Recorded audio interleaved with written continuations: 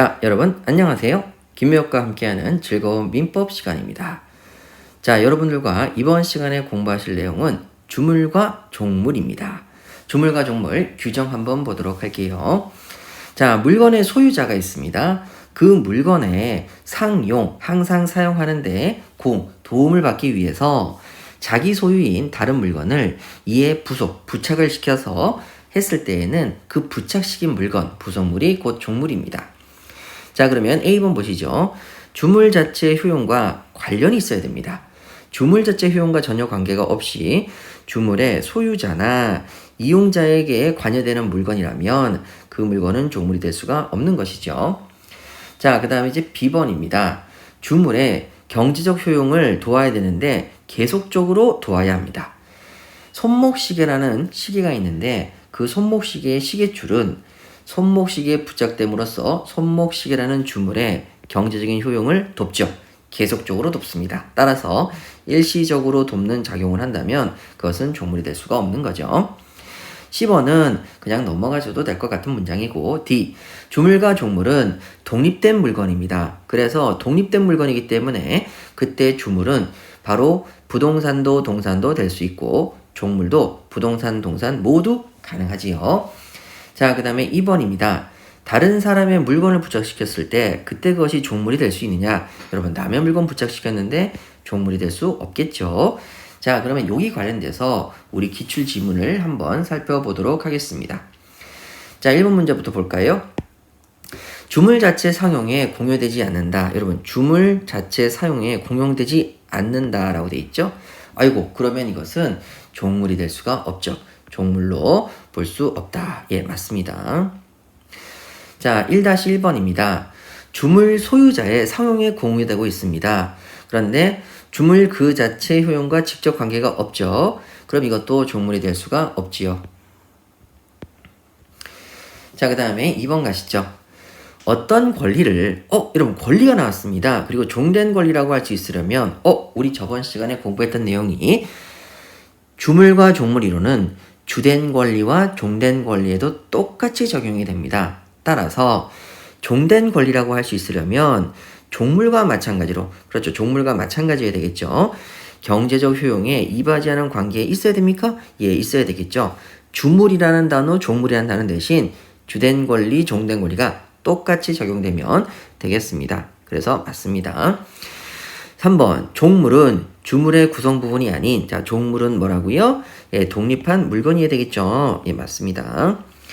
4번입니다. 부동산은 주물도 될 수 있고 종물도 될 수 있죠. 예, 그래서 맞는 지문. 5번입니다. 주물의 소유자가 아닌 다른 사람의 물건입니다. 어이구, 다른 사람 물건은 종물이 될 수가 없네요. 자, 그 다음에 5-1번이죠. 종물이 될 수, 다른 사람의 소유에 속하는 물건이기 때문에 종물이 될 수 없습니다. 맞고요. 5-1번입니다. 주물의 소유자의 소유가 아닌 물건. 자, 주물 소유자의 아닌 물건이죠. 종물이 될 수 없습니다. 계속적으로 반복해서 상당히 많이 나오고 있죠. 자, 5-3번입니다. 원칙적으로 동일한 소유자에게 속해야 된다. 맞죠? 같은 내용의 문제를 약간 변형시켰네요. 5-4번입니다. 주물의 소유자가 아닌 자의 물건, 소유자 아닌 자의 물건도 종물이 될 수 있느냐? 여러분, 될 수가 없죠. 그래서 X 되겠습니다. 자, 이제 2번 판례 부분입니다. 자, 어제 말씀드렸듯이 호텔 건물에 들어가서 호텔 건물의 방문의 문을 확 열었는데 방 안에 보이는 물건들이 있을 겁니다.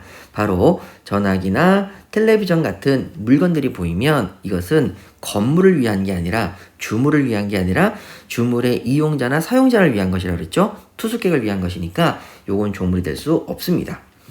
그리고 지하로 내려갔는데 땅속에 파묻혀서 보이지 않는 시설들이 있죠. 이건 독립성이 없기 때문에 건물 안에 매설되어 있는 정화조라든지 주유소 안에 매설되어 있는 유류 저장 탱크, 이런 것들은 종물이 될 수가 없습니다. 그래서 지하에 매설됐기 때문이죠. 자, 그 다음에 왼쪽으로 한번 넘어오시게 되면 종물이 되는 게 있습니다. 횟집 점포에서는 당연히 뭐가 필요하겠죠? 수족관 건물이 필요할 것이고, 주유소에 가게 되면 주유기가 없이는 기름을 못 넣겠죠. 자, 백화점 건물에는 뭐가 필요하다 그랬죠? 전화 교환 설비죠. 그 다음에 건물이 있는데 그 옆에 창고, 연탄창고, 변소 등도 있습니다. 이런 것들은 전부 다 종물이 되죠. 그러면 거기 관련돼서 우리 기출문제 한번 풀어보겠습니다. 먼저 횟집 건물이 보이시네요. 횟집 건물에는 자, 그 옆에 수족관이 필요합니다. 이것은 뭐죠? 종물로 볼 수 있는 것이죠. 맞습니다. 주유소에 주유기가 있습니다. 주유소 건물에 있는 종물입니까? 아닙니까? 주유소에 꼭 필요한 요소가 주유기죠. 종물입니다. 종물이 아니라고 써 틀렸네요. 그래서 틀렸습니다. 8번 주유소 지하에 매설된 유류 저장 탱크죠. 여러분 매설이 된 땅속에 매설이 된 유류 저장 탱크니까 절대 독립성이 없어서 종물이 될 수가 없죠. 종물이다. X 틀렸네요. 8-1번입니다.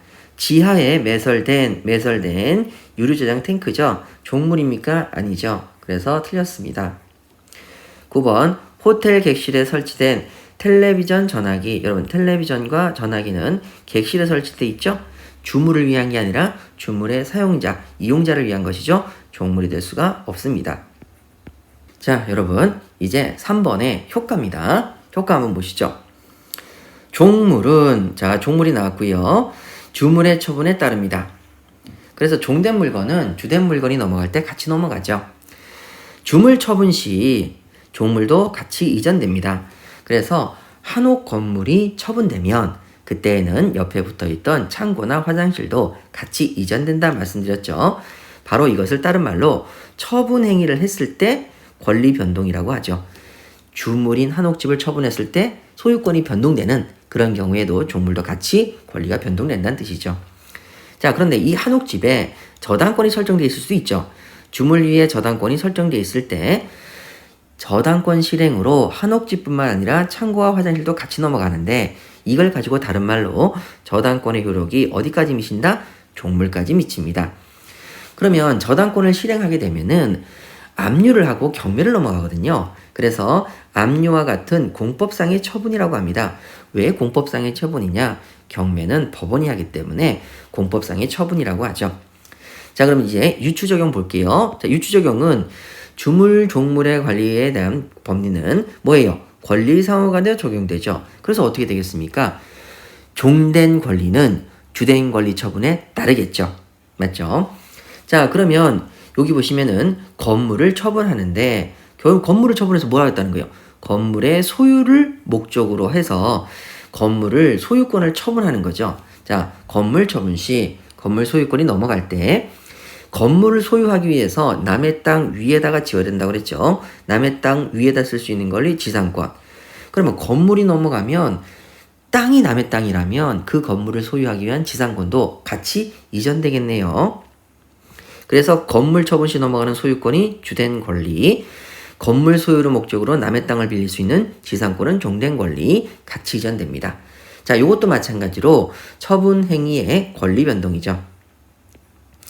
자, 그러면 다시 말해서 건물에 대한 저당권의 효력은 어디까지 미치겠습니까? 종된 권리까지 미칠 수 있죠. 바로 주된 건물에 저당권의 효력이 미쳤다. 그럼 소유권이 넘어갈 때 그 건물 소유를 목적으로 하는 지상권도 저당권 효력이 미쳐서 같이 넘어가게 되겠네요. 자, 이것도 마찬가지로 저당권 실행이 되면 압류 이후에 경매를 넘어가니까 공법상의 처분입니다. 자, 이러한 종물과 주물, 종된 권리, 주된 권리는 전부 다 임의 규정이기 때문에 특약으로 주물을 처분할 때 종물을 제외할 수도 있는 것이고요. 종물만을 따로 처분할 수도 있습니다. 그럼 다시 말해서 종된 권리를 주된 권리를 처분할 때 제외할 수도 있고 종된 권리만을 따로 처분할 수도 있겠네요. 예, 그럼 같은 내용으로 이해하시면 됩니다.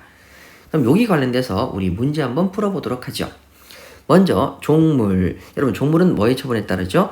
주물 처분에 따른다. 맞네요. 11번 주물에 설정된 저당권의 효력. 여러분 주물에 저당권이 설정이 되어 있습니다. 그러면 그 효력은 어디까지 미친다고요? 종물에 미친다고요. 맞네요.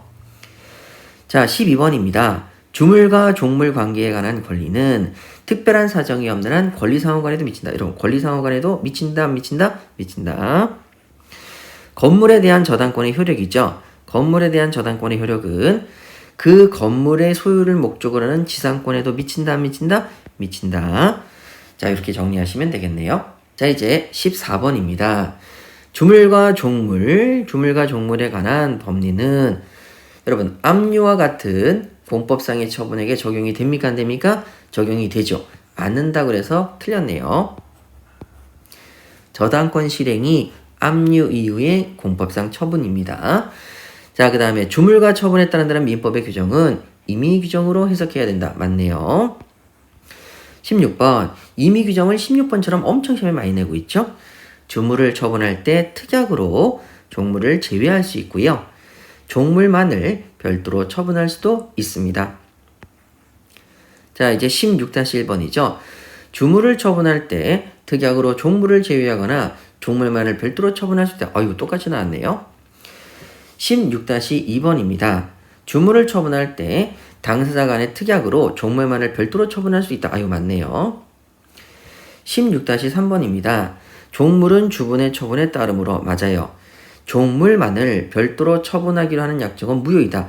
무효가 아니죠. 유효입니다. X. 16-4번이죠. 주물을 처분할 때 특약으로 종물을 제외할 수 없다. 여러분 제외할 수 있죠. 그래서 틀렸네요. 16-5번입니다. 종물은 주분의 처분에 따르므로 당사자의 특약에 의해서 좋아요. 종물만을 별도로 처분할 수 없다. 별도로 처분할 수 있죠? 틀렸네요. 자, 이렇게 해서 주물과 종물에 관련되어 있는 모든 복습을 마쳤습니다. 자, 우리 법률을 공부하시는 우리 법둥이 여러분 수고 많으셨습니다. 다음 시간에 또 만나요.